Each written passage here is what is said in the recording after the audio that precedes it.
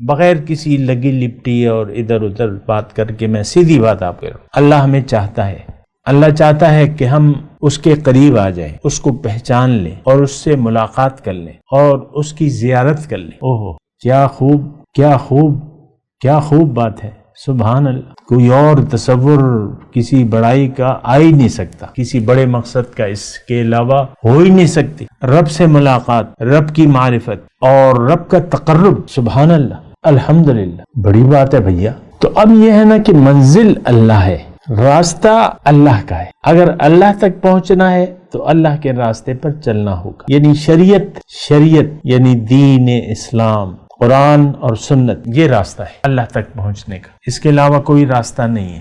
لیکن سیدھا راستہ ایک ہے، اللہ کا راستہ سیدھا راستہ ہے، اور سیدھا راستہ خط مستقیم، یہ تو ہمارا حساب کتاب کا بھی معاملہ ہے، اور حضور صلی اللہ علیہ وسلم نے ایک خط مستقیم کھینچا، دو نہیں کھینچے تھے، خط مستقیم ایک ہے۔